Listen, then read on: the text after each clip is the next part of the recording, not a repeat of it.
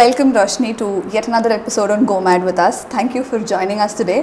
To all the viewers out here, so you're a passionate biker, a lovely mother, Thank you. and you're working with the corporate, lifestyle freak. What else do you do? Whatever revolves around all those things is something that I do. So obviously, thank you so much for inviting me over here. So it's a good opportunity for me to kind of, celebrate myself, talk about myself, and I hope I make a difference. You will, I'm sure. So to start off with, right, how did biking happen in your life?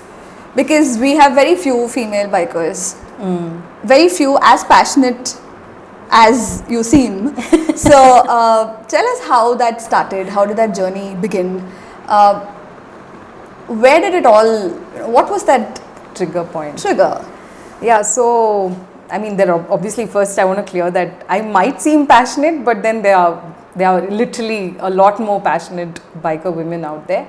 But I think I'm trying to balance everything, so I have to cut down something, and I'm very there's only one life, so I want to taste a bit of everything. But then yeah, biking is something that's very close to my heart, and because of which I do a lot of other things as well which supports my biking, which is obviously the fitness part of it. But coming to your question, how did biking start off? Actually, I never wanted to become a biker. I went for this ride post engineering, and so I was a pillion. And then I just came back home telling my mom I want to become a photographer, because those days, I'm talking about in 2011. So I just finished my engineering, and then there was this friend who invited me for a ride. I was just like, oh my God, does this also happen and all that. So I was literally like surprised and shocked. And I came back and I was like, at least I want to become a photographer. So the biking thing was never into my head, because I kept telling myself I'm too short. I'm what, like 5'1"? So 5'1", between 5'1" and 5'2", I was like, biking though is not my cup of tea, but at least I'll become the photographer because I can capture these amazing bikes. But obviously that fascination for bikes was there. And also what triggered was, I think as a family we used to travel a lot. Even these little trips, I mean Nandi Hills was a big thing, back then, like I'm talking about just the 2000 part of the year. So all these trips kind of came to a halt because my mamas expired. My dad wasn't around. My dad also expired way before that.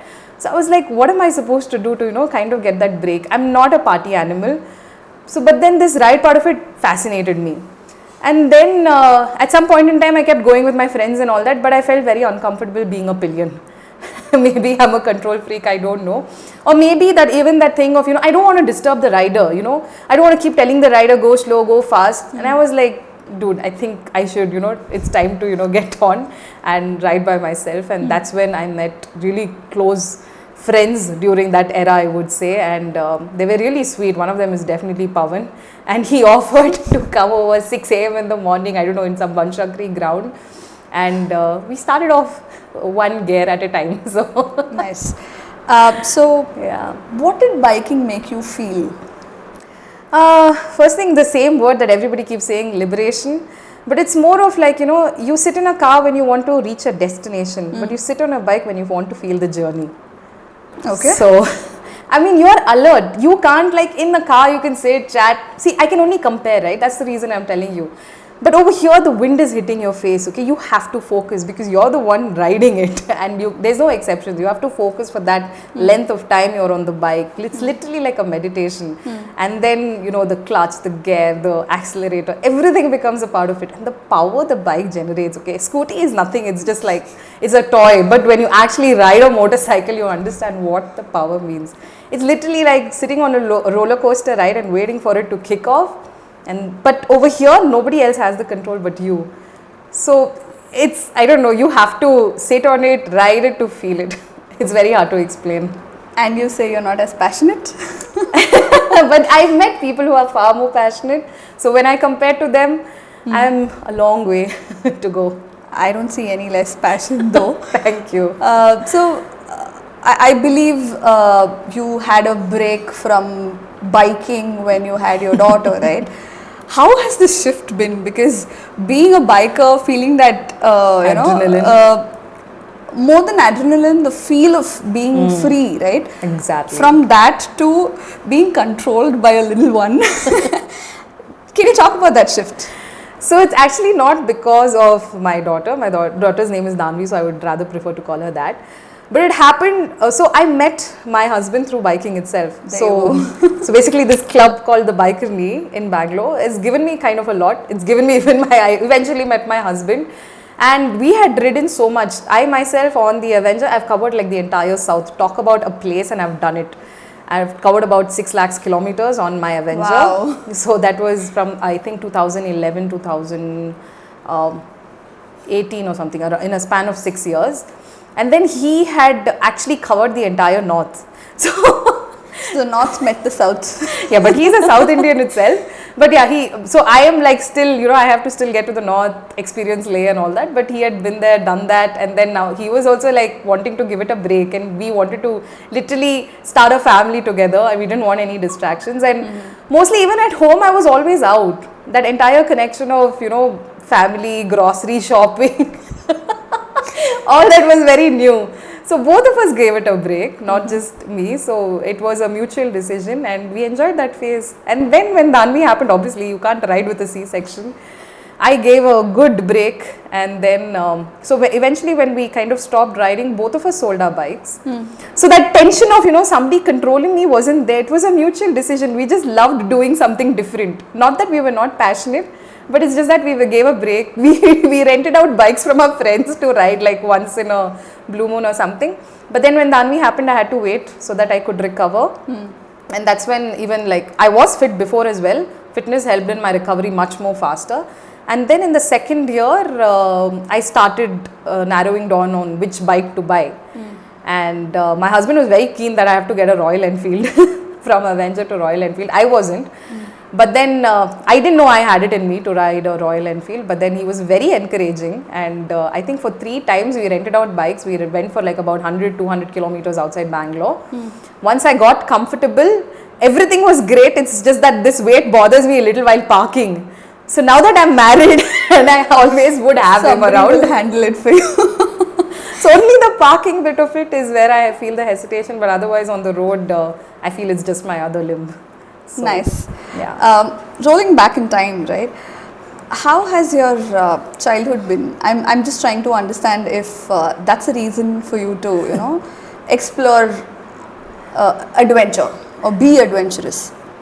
Childhood was tough. Like everybody has that phase in their life where everything becomes tough. So when I lost my dad and it was only my mom taking care of me, I did understand the word responsibility, what it actually means. Nowadays for kids it's most like our parents are earning, let go and all that. But for me, I knew it, like my mom would go out at like 8 in the morning and come back at 11 in the night. She was a bank employee. Eventually she became a bank manager and she retired. But I saw that, like she was working hard and the only person that she worked hard for was for me. So I wanted to make everything count. So yeah, studies, everything was studious, everything was well done, like just the way it had to be. And I didn't want to mess up with anything. So I used to blame myself a lot in case I used to get lesser marks and all that. Over here, I think my mom was like, listen, please don't get tensed. It's okay if you fail. So she was that kind. But over here, I'm like, oh my God, you're working way too hard. I can't mess this up. I have to get the rank. I have to get a job and all that. But when I got the job, I was like, okay, I have only one life. And this one life attitude hit me when my dad died. It was totally like just the cancer came, took over everything, right? Obviously, you'll have an emotional connect, but I was too small to understand what was happening. How young were you? 5th standard holidays. 10 So it was, they just told me it's a fever. I couldn't relate to the word cancer also. So I didn't know what was happening around. And then while I grew up, I realized he was just around 40 and then suddenly somebody just takes life away from you and you've not seen anything, man. Like, you know that, you know, this world is created and God is giving you only one chance to witness His creations. I'm not talking about witnessing amazing buildings and, you know, things in Dubai and things like that, what man built.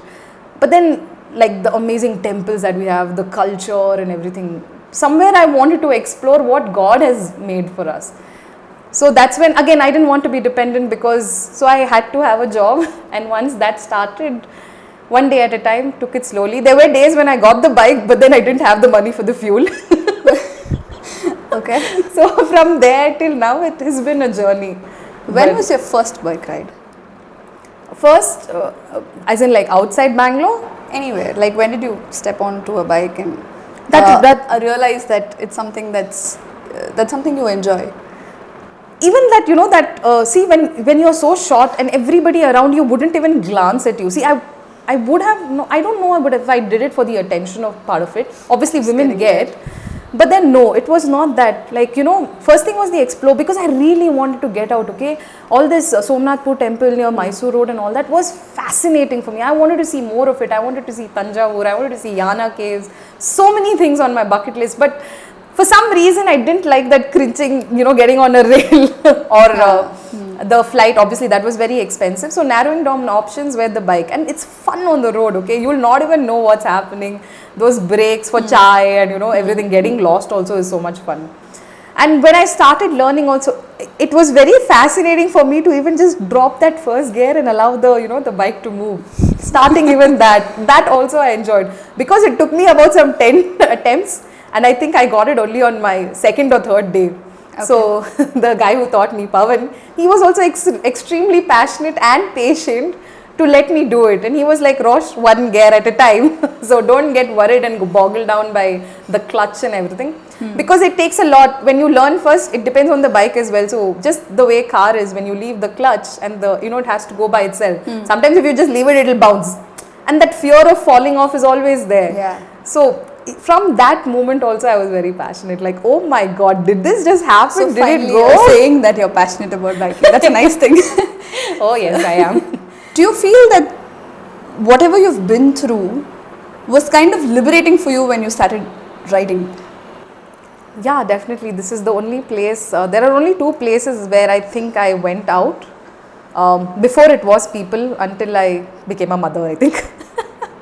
And the other place is the fitness. For me, fitness and biker goes along together.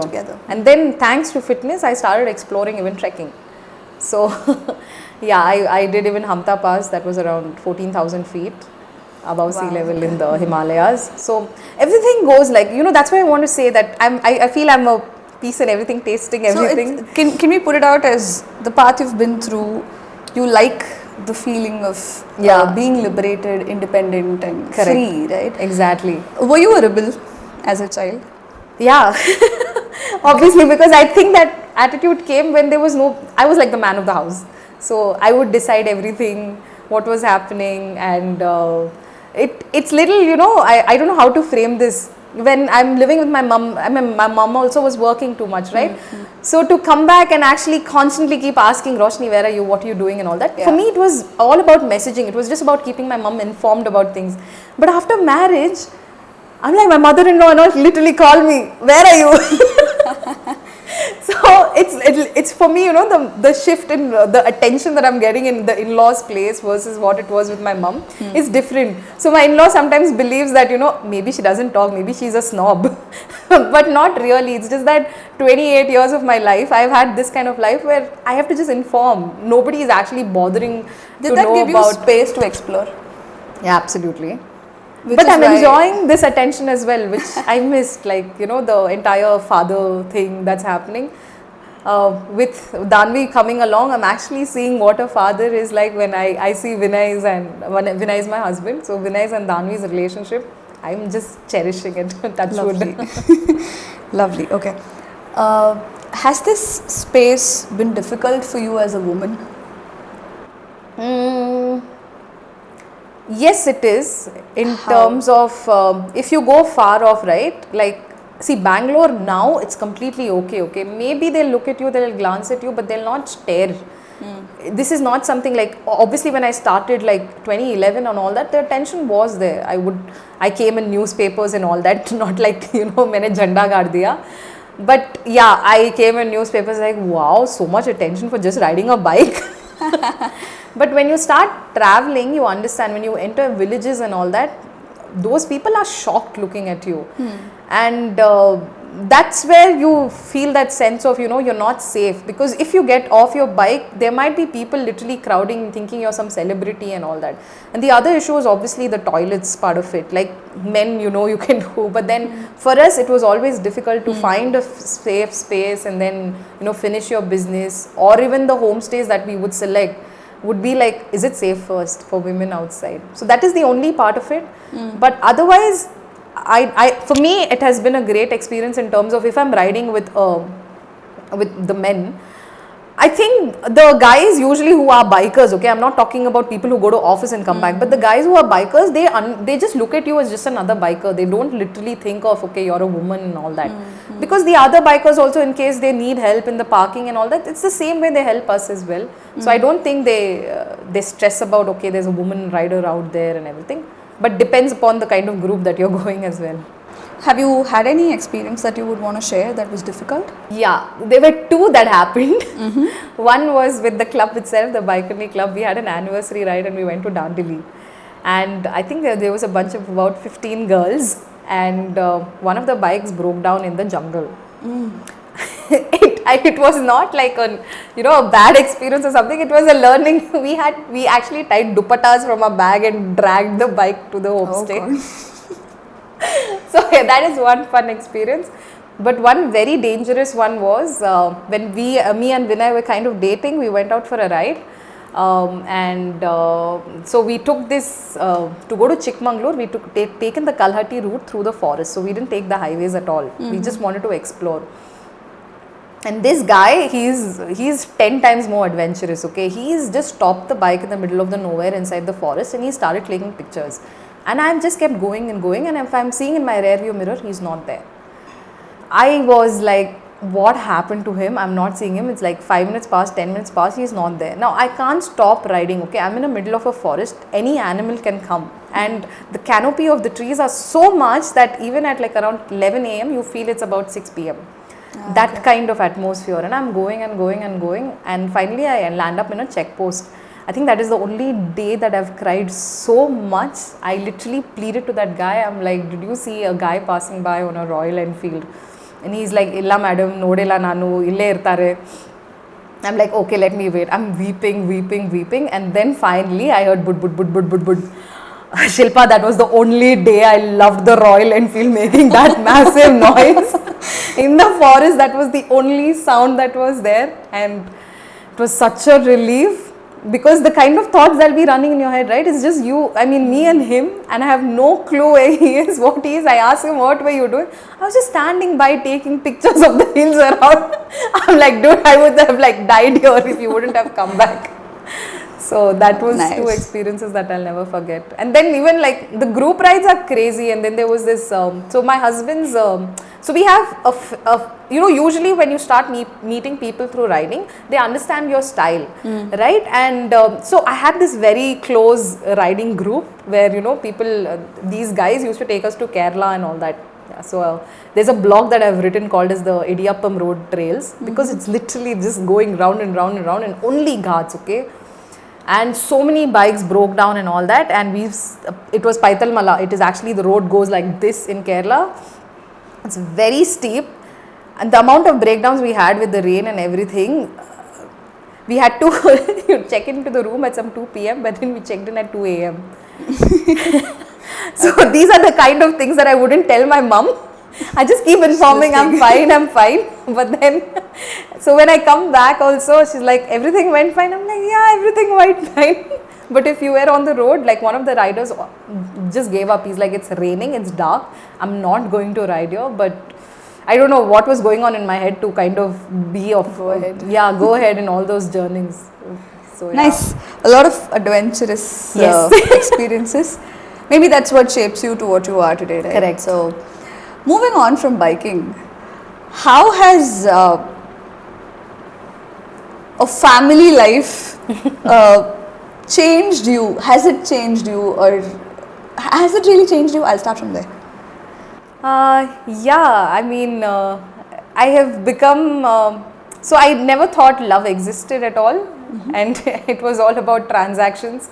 Because I mean, if you're growing up seeing even your own family members, constantly like, okay, she doesn't have a dad, maybe she needs something from us, and that's the reason she's getting close to us.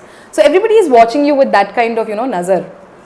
And then eventually, when you meet someone who minuses all this and he just likes you for the person you are, and it's all about friendship, right? But over here it's also love, because at friendship you don't tolerate. Like you can just tell your friend that, listen, this is something that I don't like, and I want you to change that, or I'm not going to be like around you or something. But over here it's beyond like all that, right? No matter how much you fight, you have to live with that person, and that's a commitment that we have made together. So it was very, what should I say, it was shocking also, surprising also, and very sweet that I get to, be in this part of life where I made a family, and then Danvi also happened. So sometimes it's very overwhelming for the amount of love I get and all that. But yeah, you have those bits and pieces of fights going on, but as they say, choose your battles wisely. So, so it's probably done good to you? Yes. Kept you a little less adventurous over time? I've become more conscious about the things that I choose to do now, because I know there's this little one waiting for me back home.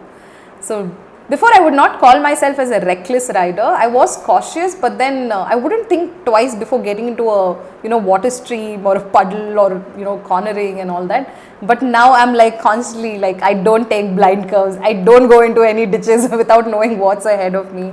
So those are the kind of careful. Yeah, a lot more cautious than the person I was. So do you continue to ride after Dhanvi, right? So have you been on rides after she was born?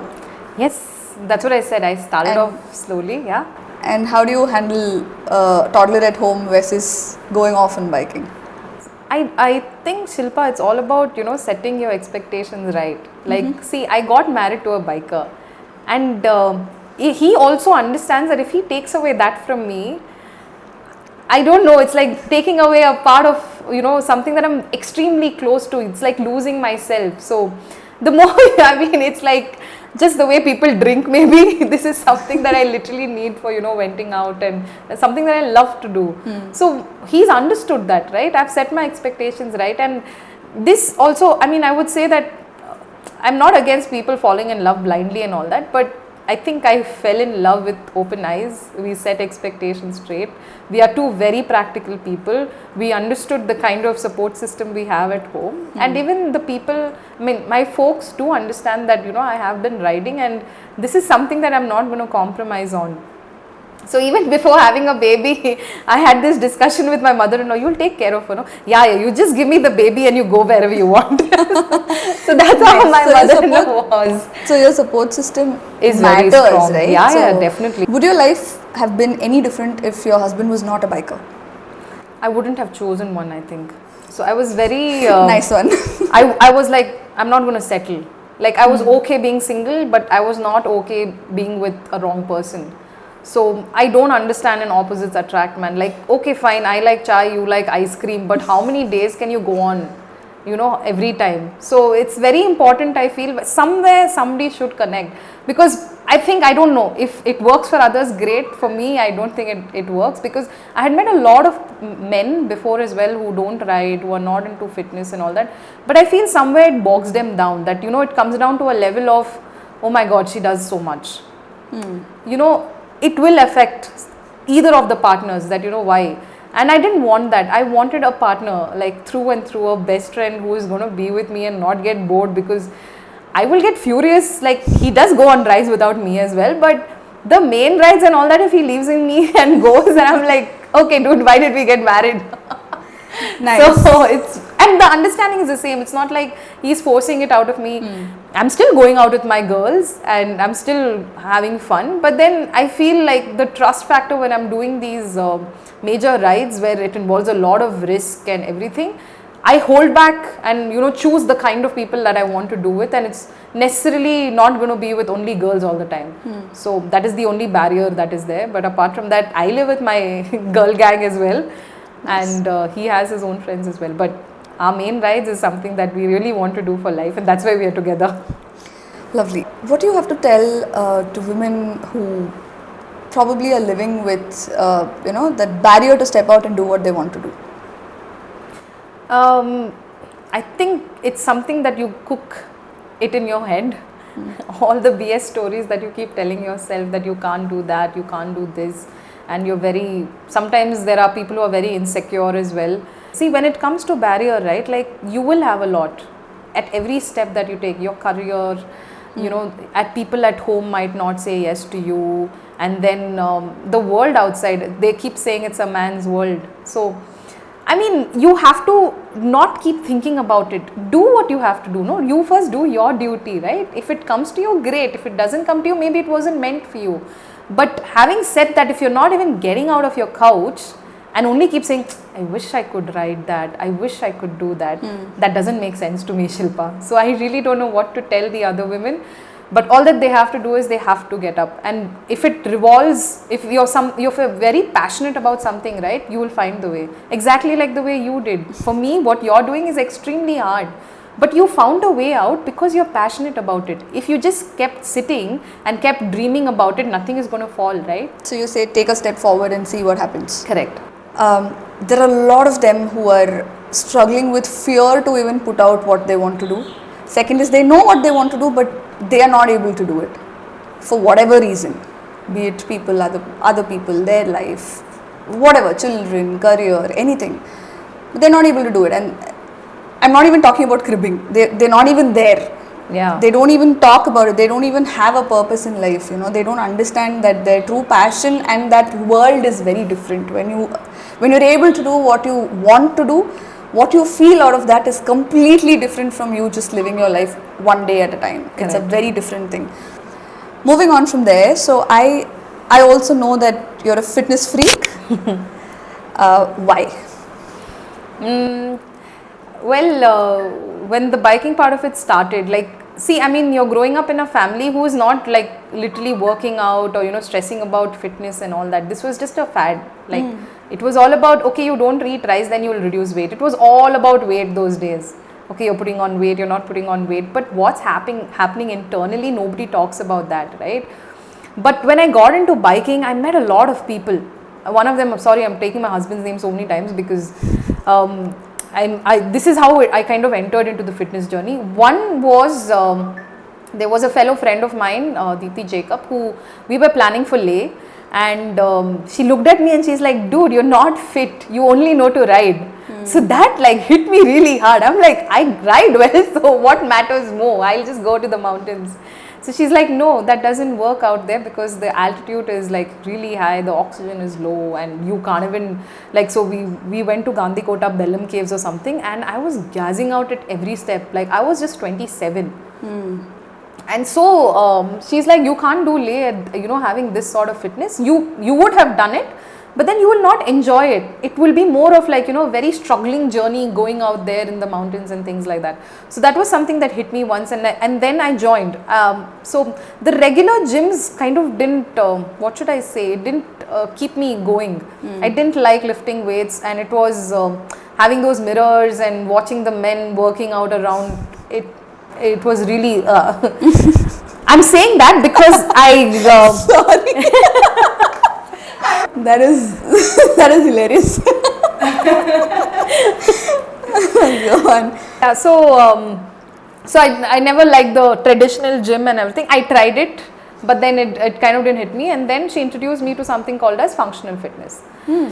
So this was, the way she put it is the kind of training that the army folks do, like pulling ropes and, jumping and doing pull-ups and most of calisthenics and doing things with your own body and treating it like a machine rather than having external machines.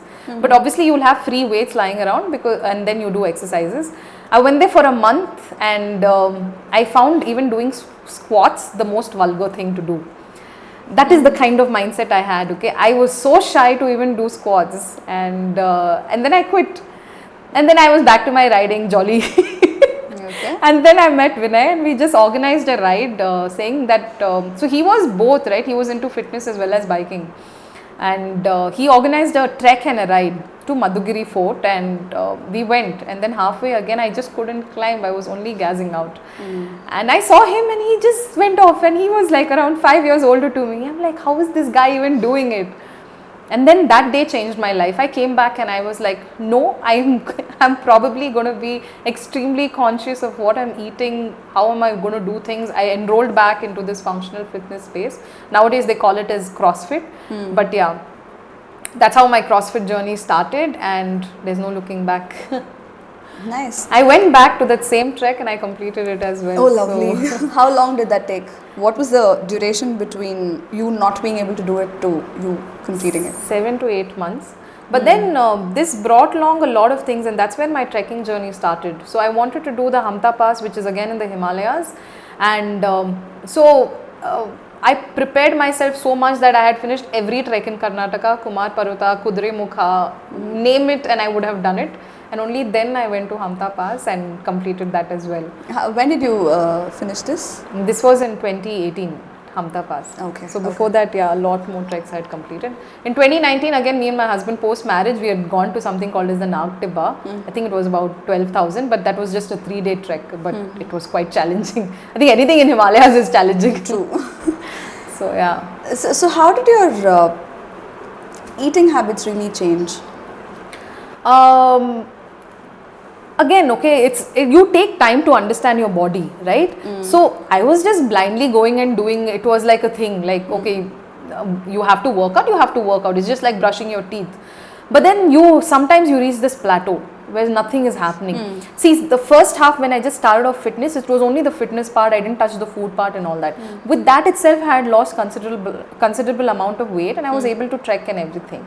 But after some time, you're not able to get that push up. You're not able to get that pull up. You're not able to lift more weights. And so when you love doing something, right, now it's become like I want to get better at it every day.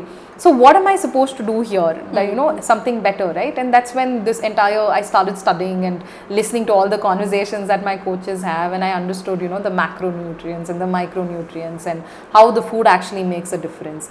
And I think post-pregnancy, now I'm more of like how fasting actually made a difference. And one more bit that I added post-pregnancy to lose weight was 10,000 steps a day. Because when I just came out of pregnancy, obviously I can't go do CrossFit, right? And then I had to include any form of exercise. So people underestimate walking, but then even eating right and walking 10,000 steps a day is going to make a massive difference to your lifestyle. So I don't know, it's all trial and error, and the way people say you have to listen to your body, it's very difficult. Okay, when people say the same thing, listen to your body, it didn't make sense to me. But when you're actually conscious that maybe you sleep better, or maybe you're feeling better, you're feeling more energetic. It's like morning post pregnancy, my thyroid was all screwed up and everything. Every day, like I'm like supposed to log in by 11:30 a.m. I'm so sleepy. I'm like, what is happening? There is something that is triggering me, and that was food. And that's when I changed. So I moved my breakfast around. I tried to eat stuff that is more nutritious than more carby. Like all of us have idli and dosas, and that put me to sleep basically because the sugar rush was too high and the thyroid messes up the insulin in your body, right? So when I fixed that, I was feeling energetic through the day. And then even after waking up at 5 or working out at 6, I would stretch the entire day, not take a nap, and I would still feel energetic, and then as usual bed at 9:30. And then one more thing is like I stopped eating anything post 6 p.m. Okay. So people call it intermittent. 6 p.m. Yeah, Okay. people call it intermittent fasting. But again, like I would say, you understand your lifestyle, okay? See, for me, it worked because I understood that I have meetings post 6, and if I go on with my meetings, it'll end 9, and then 9 is too late to have dinner and call it a day and hit your bed. But then they always say that before you sleep and what you eat, at least 3 hours gap should be there. But seriously, Shilpa, it made like a massive difference. Like only when you try it and when you listen to what kind of sleep pattern you have and the deep sleep that you get and everything, it does matter that you eat your dinner 3 hours before you hit the bed. So you find the slot that you feel is suitable for you. Some people do it in the morning. They don't have breakfast and they push it. For me, I can't because I work out in the morning. So it's like whatever I do might not suit you. You have to understand the kind of lifestyle you have, the kind of commitments you have to the career that you have, and then jot down all this. So are you handling all of this with your child as well? Yeah. So the earlier the better, is that what you're saying? No, I think it just consciously comes, right? Like I know that you need per gram protein, you know, the body weight and all that. Now with Danvi, it's even more easier because I know if I give her 2 eggs, she's sorted. She's just about 12 kilos. Okay, so it's made it easier. It's made it easier. It's only when she grows up is when. But both me and Vinay are very aware that, you know, we don't end up giving very sugary snacks. And the best part is, now she's growing up watching us sitting with a bowl of fruits and vegetables every single day in the morning. So it's not going to be like I'm going to force her to eat. She just comes and, you know, takes away from my plate and I'm like, good. And she doesn't crave for snacks. That's because we are not doing it. It's just a reflection of us. That's a big message. You know? Yeah. A very big message. It's useless advising the kids, don't eat that, don't eat this, you know. It's all about if you do it, they'll do it. So it's purely a reflection of the person that you are, your kids will be. Okay. What would you like to tell people? This is a very personal question. But okay, what would you like to tell men, women, both of them out there who are lazy to actually be into the fitness space? Purely laziness. It's your choice. Because be lazy. Exactly, you know, Shilpa, it's very difficult, you know, these kind of conversations with respect to fitness, with respect to your passion, you can talk to someone who understands it. You can't go tell a donkey that, you know, you have to become powerful or you have to be a certain way.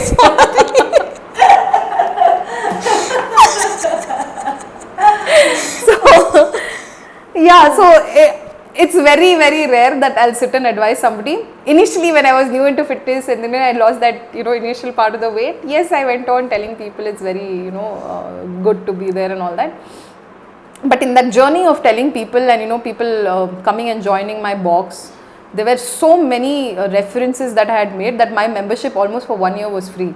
So they said you refer somebody and then you get 1 month free, and literally I had got a year free, okay. That many people I had referred, but I understood that it takes a lot of grit. Like everybody will not stick on to it. I'm not going to blame them, but sometimes they prioritize like, no, I have to work, no, I have to cook for my child, no, I have to stay at home for my parent. So you really can't like go into those kind of conversations because you don't know what the other person is doing and all that. But I would also want to say one thing, that the more you take care of yourself, everything around you gets fixed for some reason or the other. Like there were times when I had to work a night shift and then get up in the odd hours and get to the gym. I hate doing it in the afternoons and all that. It messes up the entire sleep cycle and everything. But I just kept at it quietly, just doing whatever I can do. And then eventually now, I don't know, it's like, you know, at the right time, in the right space, in the right job, I don't know, I feel I'm very grateful, you know, for the fitness part of it, because that's what it is like, you know, the more you take care of yourself, everything good will eventually come to you. Maybe also because they think it's only about the body, but it's not that, right? You're in the right mind space to make the right decisions through your day, and everything builds up. So I feel like, you know, all the decisions that I made in that fit mind as well, probably got me to mattered, right? It matters a lot.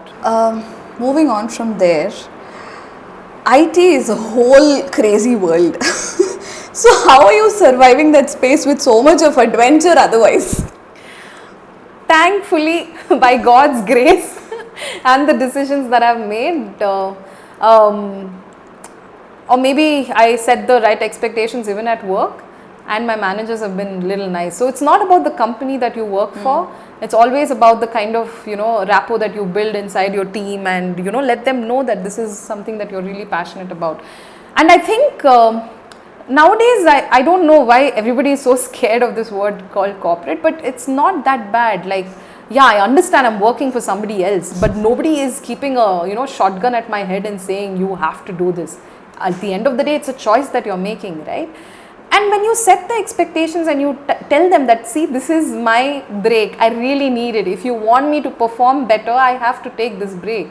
And yeah, that's it, that works, because I don't think I've been what should I say, someone who doesn't inform at work, or I've kept someone not giving their deliverables and things like that. So even the managers have their own life, and they understand that it's your life. You get your assigned leaves and you do what you want. If you want something beyond that, then yeah, corporate job is not for you. So, are there a couple of tips that you can probably share for people to actually stay disciplined no matter what they want to do? I'm not talking just about lifestyle or just about adventure rides or being in the corporate, or be it anything. What do you think is a must if you have to stay stuck to one thing that you choose to do? That's what is called discipline, I think. Correct. Getting, How stuck. do you what according to you actually pushes somebody to stay disciplined? I think the results, like, stay disciplined for 1 week, stay disciplined for 3 weeks, you do get results, okay? If you notice it quietly, you might not immediately get what you want, like what you're constantly seeing. Like, people say, don't look at the destination, don't look at your end result, look at and focus on the process, right? So you have to do what you have to do. And even in all my journeys, because my weight has been fluctuating, if the pregnancy happened, then the phase when I was not fit at all. So I was not constantly thinking of I have to look a certain way, I have to wear this crop t-shirt. It was not that. When I just kept doing what I have to do, because that's what my coaches used to say and all that, and you just keep at it, like no matter what, just keep at it. And then someday just a person walks by and I'm like, Roshini, this is really nice. I mean, there's always somebody else, making you realize that, dude, you've already achieved this. And then you're like, okay, I'm just doing what I'm doing. So it doesn't seem too big when you get to that end result and you start getting used to it. Like if somebody comes and disrupts that cycle of continuity and the discipline that you've set, you actually get a little irritated. You keep craving to get back to it, and that is the kind of thing that you have to build. And that's the reason I kind of get pissed with this, things like weight loss during marriage only. I'm like, what afterwards? Weight loss only after post pregnancy. Why? We won't live after pregnancy at all, is it? Why all that? Why do you have to always set timelines to it? You do it as the way it will be accommodating for you, and then continue it for life. This should just be like brushing your teeth. If you are passionate about few things, example, I am passionate about riding, right? Your back should be bloody strong to ride. And I can't keep complaining like, no, it's the bike's fault that, my back is paining. No, it's not the bike's fault at all. It is about you, it's your back. If you're not training your back hard, how do you expect to, keep riding when you're 45, 50, 60 and all that? I wish to do that. That is the kind of goals that I have. I am not sitting here telling people that, I want to look a certain way or I'm going to do modeling tomorrow. My job doesn't even demand it, right? I am always behind the screen taking calls and things like that. Nobody is even looking at me. So what keeps me at it is because that thing is there that when I probably live that long, I want to do things by myself. I'm not going to take anybody's support. So that's awesome. What really has been your biggest learning through every ride that you've gone until now? Learning is that, every time you get out, first thing is, I'm sorry to say it's so real and raw, but then you don't know if you'll come back home, okay?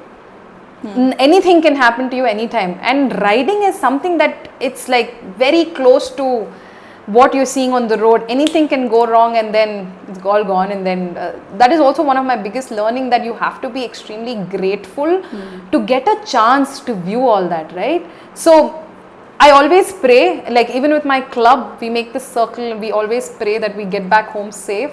And once I'm home safe, I'm extremely thankful that I got a chance to witness your creation, God. So thank you for allowing me to see that sunrise or sunset, or go through those mountains, feel that breeze, listen to the leaves guzzling and things like that. You mentioned it's important to let go, right? That learning doesn't come just like that. So have you been through situations that's taught you that it's important to let go? Absolutely. I think somewhere, like, see, I'm not complaining that I didn't have a dad, but then subconsciously I didn't have someone always backing me up.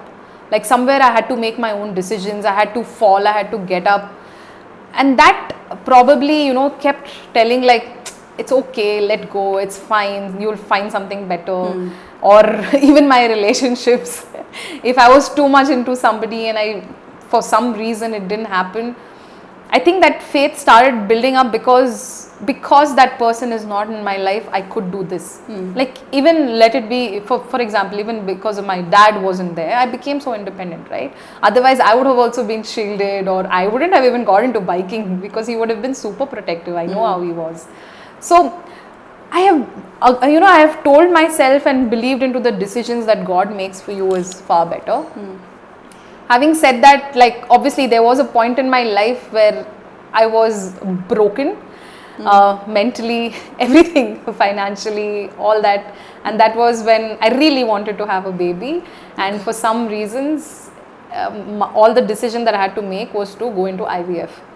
That was a bore into my life, and it was a very, very difficult phase because one thing is, thankfully, at least, Vinay was always with me and, taking me to the appointments.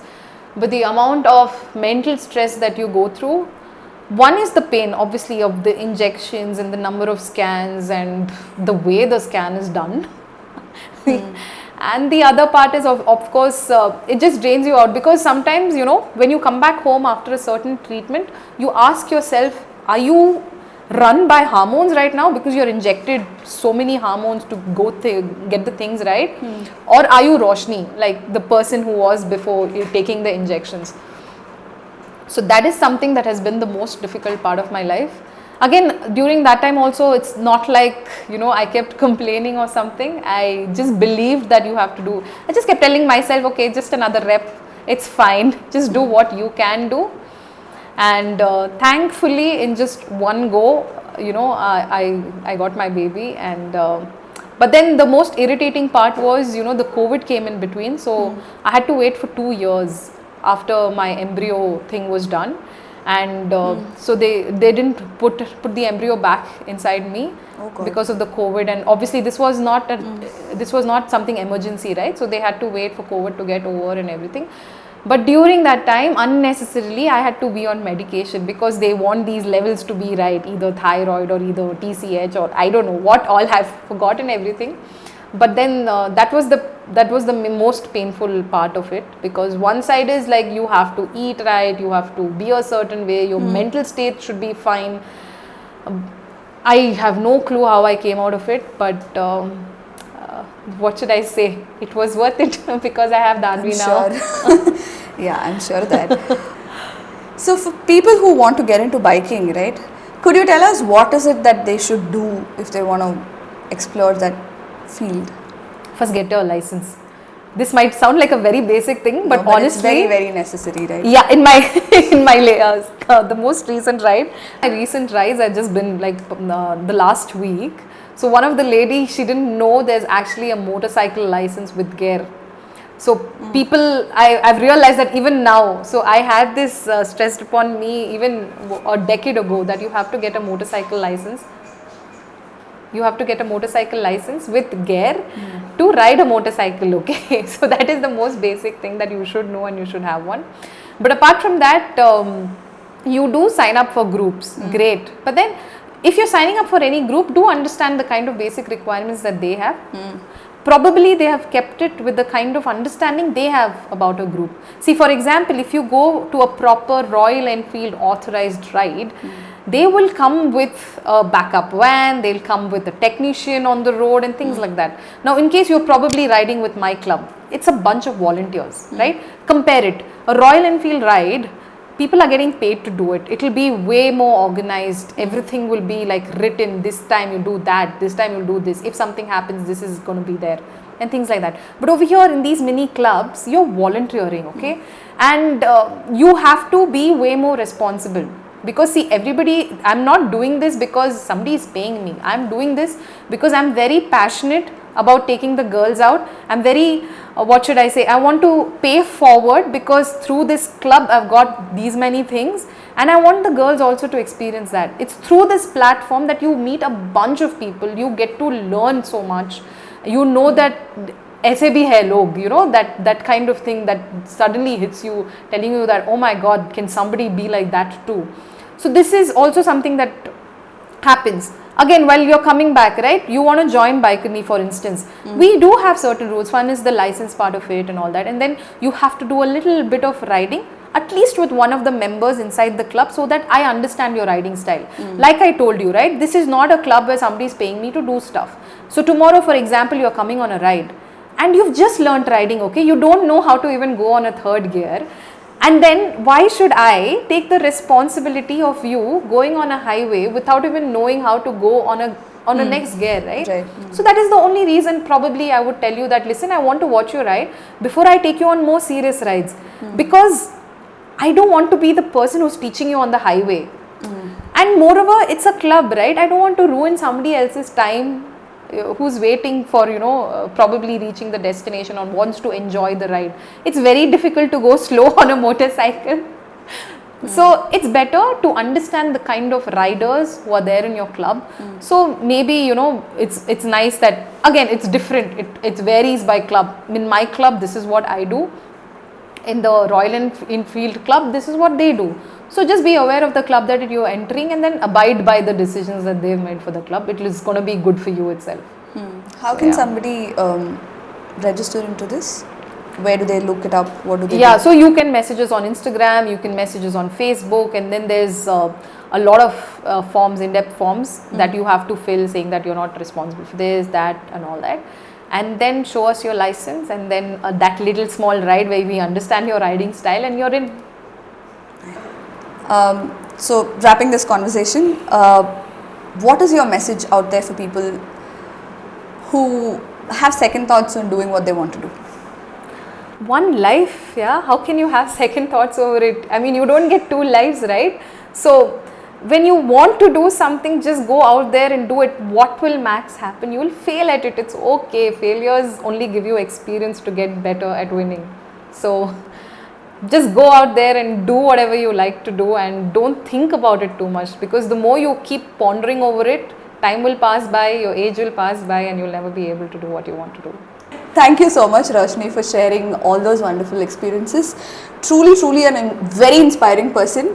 I wish you continue to do what you're doing still. Thank you. And thank you for joining us. Thank you so much, Shilpa. It gave me a chance to reflect on so many moments of my life and share it. And I hope, again, the same way we started, I hope it makes a difference to anybody who listens to it. Thank you so much.